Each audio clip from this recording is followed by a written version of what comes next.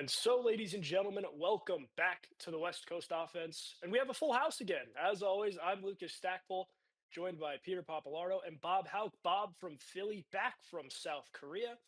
And so, fellas, it's good to have a full house again. It's been a minute since we've gotten to do an episode with all three of us.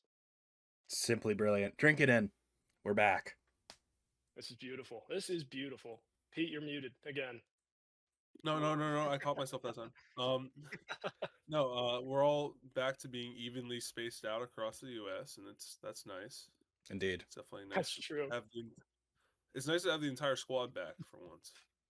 Yeah, we're all separated by 3 hours. Pete's on Hawaiian time. I'm on Pacific time. Bob is back on East Coast time. And so, without further delay, the team under the microscope this afternoon is the San Diego Padres. And, fellas, things have not looked too bright in San Diego, which has not been a theme this year for the Padres. Going into today's episode, they play the Cincinnati Reds tonight. So, right now, this afternoon, June 9th, the Padres are 34 and 31. They are 7.5 games back of the Dodgers in the National League West. They are tied for second with Arizona. They are 3 and 7 in their last 10 games, which is coincidentally also the same amount of time that has passed since we've done a show. So they are both 3 and 7 in their last 10 and 3 and 7 since we last covered the Padres. The Dodgers 42 and 24, as mentioned. The Padres and Diamondbacks are both 34 and 31. But this is where it starts to get slippery for the Padres. In their last 14 games, they are 3 and 11. In that span, they suffered a 6 game losing streak from May 30th to June 5th. You never want to lose six in a row. And in that span, in that, again, that 2 week window we're going to base today's episode out of, they were shut out 3 times in 6 home games at Petco Park. The Phillies shut them out twice, May 25th and May 27th. And then they were shut out on Friday, June 5th against the Mets. And fellas, we have a lot of bad takes here as talking head personalities. I mean, just go watch some of our Mets shows. But one take that has aged like a fine wine for us is the unsustainable baseball take. And we have warned and warned and warned about the dangers of unsustainable baseball, about how having a mediocre offense and a lights out bullpen can only carry you for so long. And so I'm not going to waste any time because we have plenty of talking points for how rough it's been for the Padres really all season. And so I'm just going to put it, I know I'm going to call it like it is. I'm not going to sugarcoat this. The Padres have the worst offense in baseball, and it's not really close either. The Padres, for starters, have a team slash line of 215, 290, and 356. All three of those numbers across the three major categories are worst in Major League Baseball. Damn. It's a That's miracle on God. Oh, my bad. no, I You want was to go, about to Bob? say that's I'm probably agreeing with whatever you're about to say. That is just rough, dude. How do you watch I that was on gonna a say daily basis? it's a miracle. It's a miracle on God's green earth that this team is still in the running for NL West. It is genuinely a miracle. I don't understand how they're doing it. And if you want to take it as a good sign, though, because if they actually put the pieces together, they'll be great. They'll be a lot better than. And if they look this bad and they're still competing in their division in the wild card, then I mean that's I guess a good sign you can look for. But right now they look horrible. They look absolutely horrible. And I mean, that's exactly it. I mean, we'll dive deeper into the numbers as the episode progresses, but just off rip, I mean, I'm going to say bottom 30. They're literally the worst team in baseball across all three of the major hitting statistics. And they're still 3 games over 500. So, I mean, we can focus on the positives here. I mean, Pete, you touched on it all exactly right. We'll talk about the bullpen later on in this episode. But if the offense starts carrying their weight, if the big three, I mean, Fernando Tatis Jr. has been really good over the last 2 weeks. We'll talk about that. But Jackson Merrill's really struggled. Manny Machado has really struggled. Not a whole lot of help on any front, really, for the Padres. But if those guys start contributing, if they start moving in the right direction, stuff is going to start to pay off. But right now, it's still early June. It's early enough in the season to where, I mean, I'm not going to say we don't have to be worried about it because it's very much an issue. It's been apparent over the last 2 weeks, but there's still plenty of season left. And so, I mean, again, we talked about it. They're dead last in all three of the major hitting statistics, but they are also dead last in on base plus slugging at 646, hits with 452, doubles with 85, runs with 247, and RBIs with 240. And unsustainable baseball has been a nickname I like to think we came up with, and that's exactly how this is going. The bullpen really carried the Padres for the first 2 months of the season, like April through May. The bullpen was really nice. But, I mean, you can't expect the bullpen to do all the work. The bullpen only pitches 3, 4 innings a game. You have to give the bullpen a lead in order to rely on your bullpen. And that's kind of where the point the Padres have gotten to is, if the Padres can get it to the bullpen after the sixth, seventh inning, Mason Miller in the ninth, for all intents and purposes, they've won the game. Mason Miller's the best closer in baseball. But now they don't have the lead going into those situations. And I mean, again, this is what happens. This is the opposite end of the spectrum for unsustainable baseball. This is unsustainable baseball on full display. The star power theory of signing all real high end talent is starting to bottom out when they're not playing like all stars and superstars. So that is, yeah, this is an interesting intro to being back. My first show in a while. Seeing this is not enjoyable. I love the Padres, and watching this kind of baseball is not cool at all, man. We gotta lock in. I think that's about all you can say. And so, I mean, we can kind of hone in on the big three here, fellas. If you guys want to look at the bottom of your cheat sheets, I mean, we talked about Fernando Tatis Jr. He has picked it up. So, meaning Fernando Tatis Jr. has been a bright spot over the course of these last 2 weeks. He's still not producing power, which is a huge issue. We'll get to that in a second.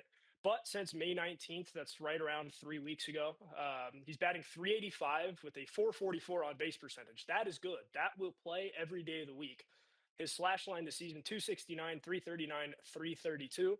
All of those numbers are respectable, but you look at that slugging percentage of 332 as of the time we're recording this episode, he still only has one home run this season. So, I mean, Fernando Tatis Jr. has been good. He's been good the last 2 weeks, but they need him to be Fernando Tatis Jr. I mean, if you're Fernando Tatis Jr., you're the Padres superstar. You've been the face of the team for a couple of years now. It's either him or Manny Machado. I mean, you got to start contributing more. Yeah, and that's exactly what I was what I was gonna say is you expect you need Tatis to be Tatis, especially when the entirety of the offense is not showing up. You need him, even though he's getting a lot of hits, he's doing a good job of that. You need him to have those power numbers because this offense is just not pushing runs across. And um, I mean, he's like probably the only one that's really got it figured out. It feels like in some capacity, and even then, he's hitting the ball too low. He needs to get more under the ball. It just there's a lot of changes that need to happen with him, and yet he's still probably their best hitter. Definitely their best hitter in recent time. Exactly. And you're 100% right. He's their best hitter in recent time. And again, since May 19th, 385 with the 444 on base percentage. I mean, those will play. Those are good numbers. But you need, again, I mean, we're just going to keep harping on this. That's a theme of the Padres really the entire season is they just need more. And Pete, you touched on it. They've had a really hard time this season trying to scratch runs across. We mentioned, at least in the last 2 weeks, they were shut out in half of the games at Petco Park. 3 out of 6 games at home, they were shut out. And just to kind of add on that, the Padres have been shut out 7 times this season, which is the second highest number in baseball. They're second to only the Giants. So, I mean, and the Giants are 13 games under 500, I think, going in today. They're 27 and 40. So, I mean, again, they just really need their guys to kick it into gear. I mean, Fernando Tatis Jr., Manny Machado, and Jackson Merrill, I think it's fair to say that they're the Padres' big three. They've been the big three. They're all on big contracts. Jackson Merrill was recently extended, I think, before last season. But Merrill this season, he has really struggled. I love Jackson Merrill more than anybody. He is my guy. But he's batting a buck 98. He's below the Mendoza line, 271 base percentage, and then a slugging percentage of 594. I mean, that slash line, or I think it's OPS actually, that's below 600, but that is just not going to play. That is just bad. Yeah, it's brutal. It's a bizarre sentiment because as a collective here, us saying like, hey, Fernando hitting 270 is serviceable is simply not enough for this team that has been a bona fide power team and one of your premier guys that has been known to hit home runs and at least hit extra base hits. Hardly hitting over 300 on the slugging percentage is bad. That's not what you want. And Jackson Merrill hitting sub 200 and Manny Machado also hitting sub 200, that's brutal. Um, a team that has been built around the long ball and not hitting the long ball is obviously showing to be very detrimental. And the issue with buying so far into superstars and big players is that they have no one to back them up right now. So you got to stick with your guys, and you need your guys to actually start playing baseball the way that they are being paid to play baseball. 100%. I mean, there was a slight typo with the Merrill stats. So again, the slash line, a buck 98, the on base percentage 271, the slugging percentage 323, and the on base plus slugging is 594. The batting average is bad. The on base percentage below 300, that's bad. Slugging percentage 323, that's bad. And the OPS at 594, I mean, that's not awful, but I mean, for a guy like Jackson Merrill, top two in rookie of the year voting, who's, I don't want to say he's regressed because obviously this is only year three, but he hasn't really returned to that rookie year form. I mean, he had a good season last year, but it wasn't. I mean, obviously you can't win rookie of the year in your second season, but he didn't put up those same numbers. And then this year he has just really struggled. He's floated around that 600 OPS mark all season, has really struggled to get over that. And then I mean, in not Jackson Merrill, sorry, Manny Machado, the Padres veteran, he's been the guy in San Diego since 2019. He was there before Tatis was. His slash line, a buck 66 batting average, 250 and then 336. I mean, these are your three guys. These are your three guys you're paying a lot of money and nobody is pulling any weight. And now it's, the cracks are really starting to show. That is just Yeah, like, this is oof.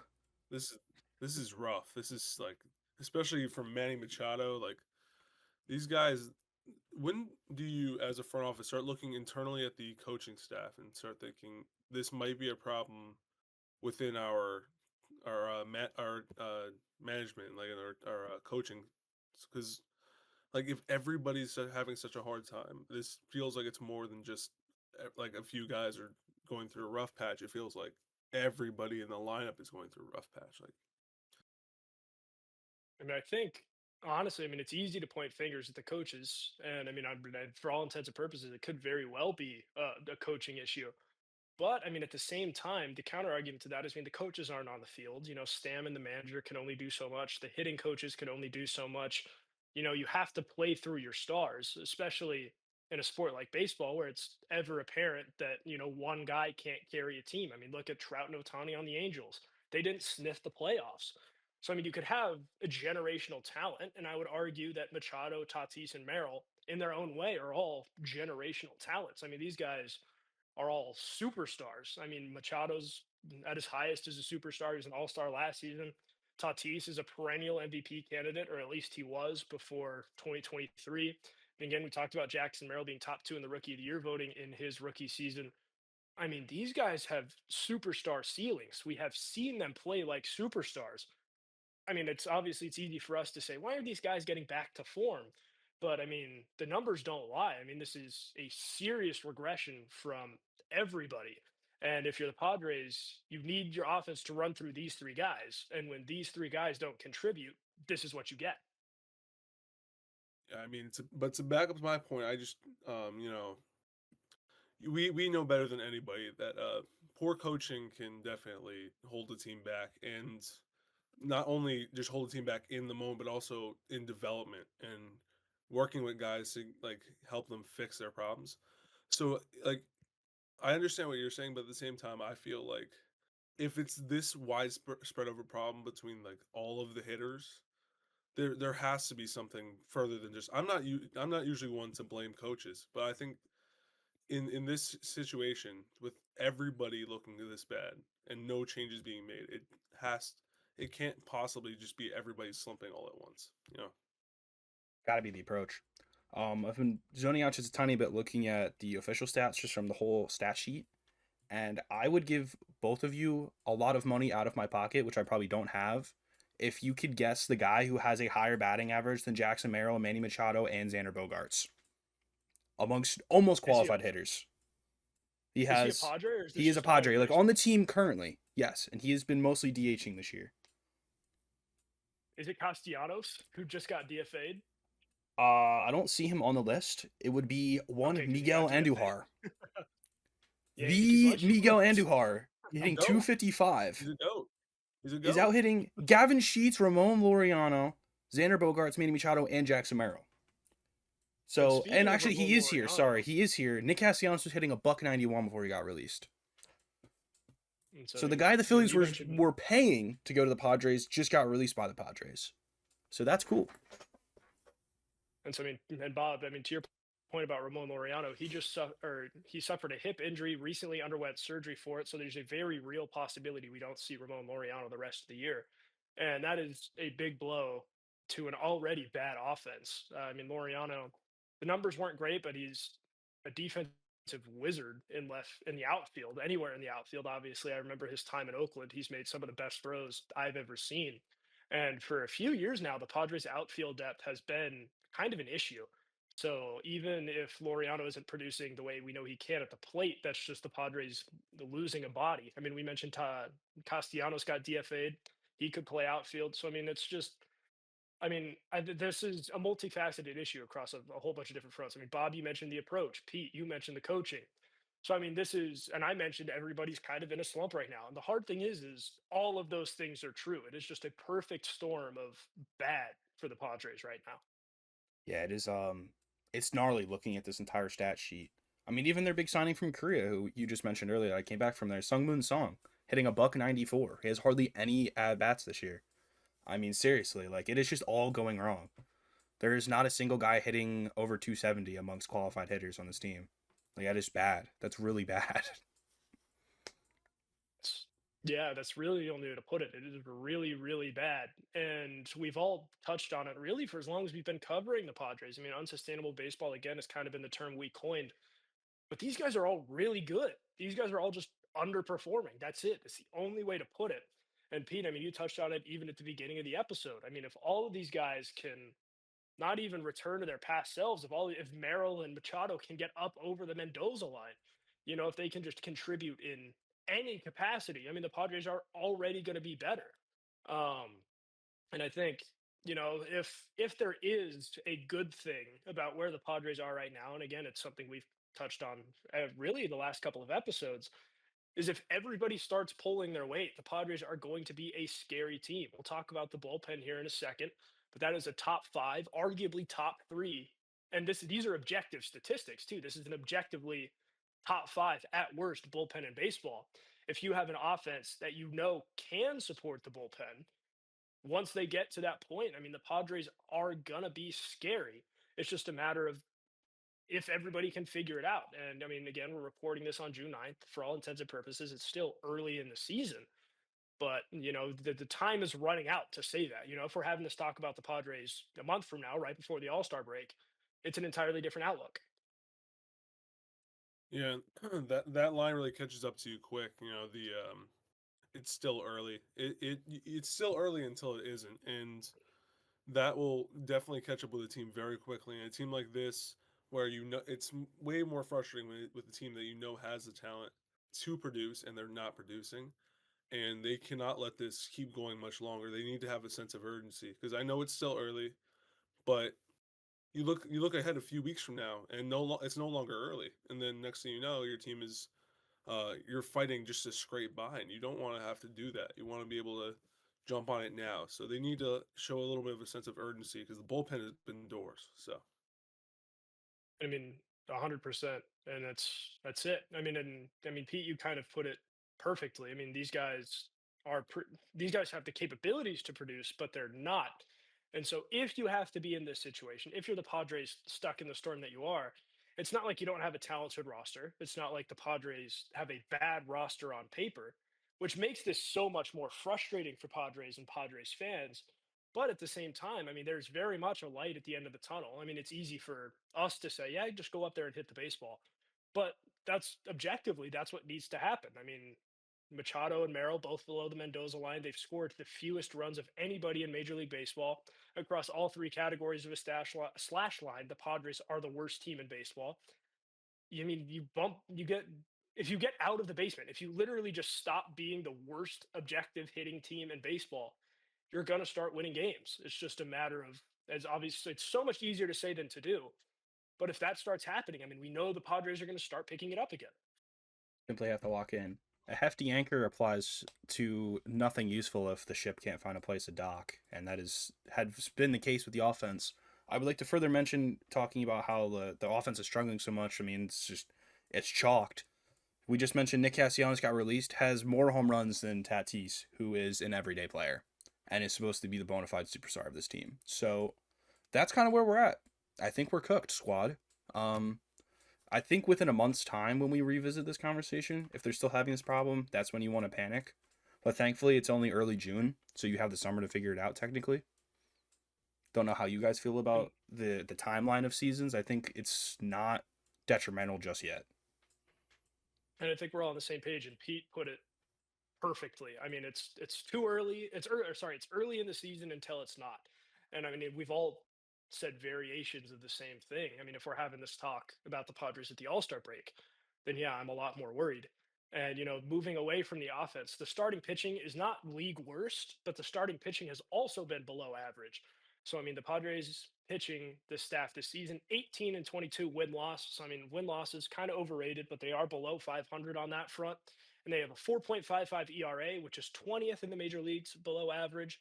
361.1 Padres starting innings pitched, and that's good for 23rd in Major League Baseball. So it doesn't help that the offense is the worst in baseball, and the starting pitching is below average. We'll get to the bullpen here in a second, but just you talk about those two things, you say those two statements out loud, and you're like, oh, Yeah, I mean Yeah, and I mean, that's the my bad. point of baseball. Nah, that's all I was gonna say. Is it's our offense isn't working well and our pitching isn't working well, guys. What can we do well? Can't hit, can't feel. What can you do? That's a good niche reference. The um, the ERA looks really bad, and it really does not help when the starting pitching and the offense are both just not helping each other at all. I'm not too bothered by them being 23rd in the league in innings pitched with the starting pitchers. I don't mind that too much just because the bullpen has been so good. It doesn't really matter. And I'm sure that comes into the managerial decision making of things is they're going to pull pitchers out earlier, starting pitchers, when their bullpen is as good as it is. Of course, you want your starters to go deeper into games, but if they're not producing, you really just can't. So I don't mind it too much, but the starting pitching does need to step it up a little bit. Once again, though, it wouldn't matter if the offense were hitting. If the offense were hitting, the starting pitching could be like this all year, and they'd probably be fine because their bullpen's so good. But this offense just is not doing what they need to do. And the starting pitching can also fix their problems too, but I think it really just is start on the offensive side. I think everybody agrees with that. I don't think that's a very hot take. and yeah, I mean, you're exactly right. But you look at it, and we're having these conversations. You look at the numbers that are less than impressive. It's easy to forget that the Padres are still very much in playoff contention. The Padres are 3 games over 500. They're 34 and 31. Going into today, they are tied with the Arizona Diamondbacks for that last wild card spot. So they're a fringe playoff team. But I mean, you look at these numbers, and you're like, the Padres should be 10, 15 games below 500. And now we're going to move into the reason why they're not. The Padres' saving grace this season has been the bullpen. We've talked about it all year. The bullpen has been absolutely ridiculous. It is a top five, arguably top three unit in the league. They are 16 and 9 with a 3.19 ERA. That ERA mark is good for fifth in the major leagues. They're top five in ERA. They are eighth in innings pitched, a 259.2. Pete, that was kind of your point, is that the starting pitching with that bottom 10 numbers of innings pitched, I mean, that's something you can live with just because the bullpen has been so good. But top 10 in innings pitched, we'll see if that manages to catch up with the bullpen at all. But anyway, the Padres bullpen is top 10 in all of the following statistics. They are sixth in strikeouts with 271. They are third in whip, walks hits per innings pitched, with 1.2, which is filthy. They are top three in batting average against. They're tied for third. Opponents are hitting at 223 against the Padres. They are 21st in the league in save, or sorry, they have 21 saves, which is tied for first in the league. Mason Miller has 18 of those, and they are bottom five in home runs allowed, tied fourth fewest with 21. And no notes. There really isn't anything you can say other than that this bullpen is a wagon, and this bullpen is carrying the rest of the team.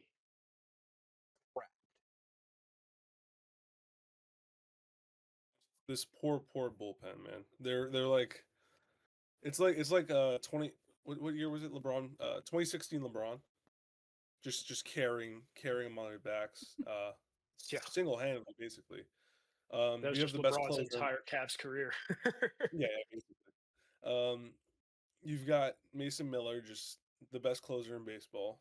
I don't think that's a stretch to say he's the best closer in baseball.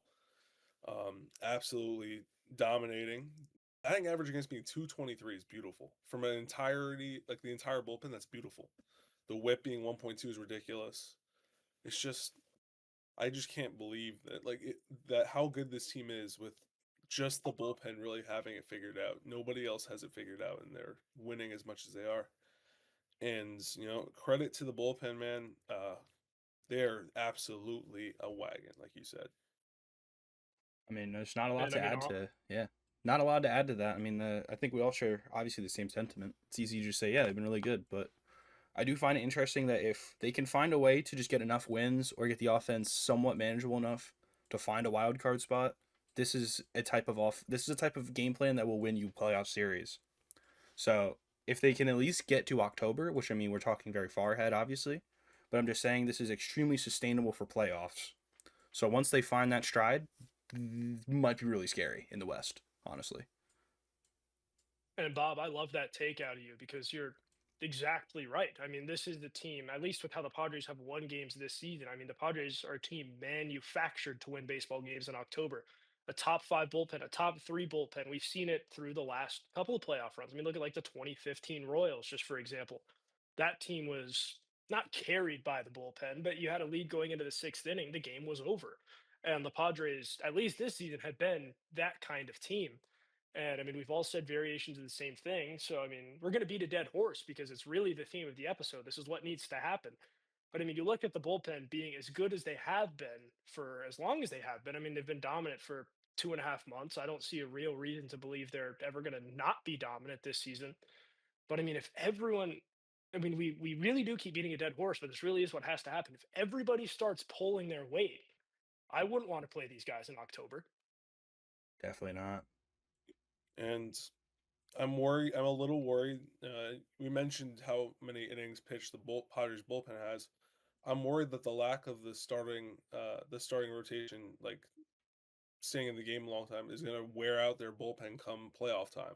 And you don't want to do that because if there's something, bullpens are so valuable come playoff time because it's so nice to have a dominant bullpen. You can, once you get, like you mentioned earlier, once you get late into the game, you know it's over because your bullpen is just doors, and you don't want them worn out over the course of the season just because your starters can't go deep. So that's definitely something they're going to have to work on. And I mean, this team feels like a car that has so many different problems, but one thing is fine about it. So so the car still runs by some miracle. Like the car's got like 500,000 miles on it. Like the check engine light is on, the oil's burnt out, but for some reason it's still running. So can't really argue with that. It would be nice to see this team just figure it out and be a well-running vehicle, so to speak.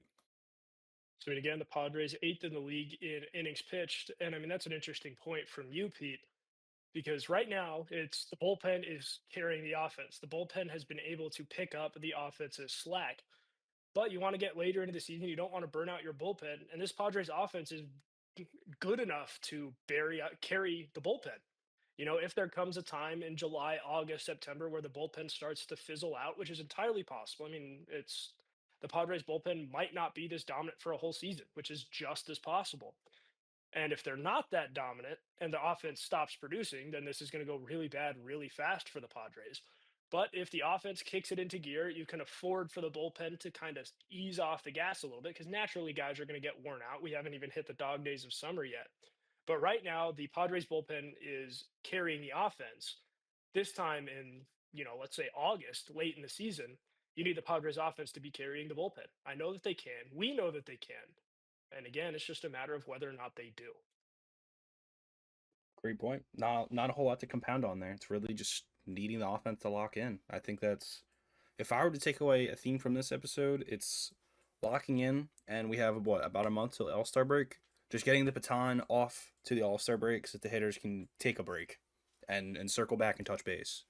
That seems to be what needs to happen here in Padres land. And so, ladies and gentlemen, that is all we have for today's episode. Once again, I am Lucas Stackpole, joined by Bob Hauk, Bob from Philly, and Peter Papalardo. Thank you, as always, for listening, and we will see you for the next one.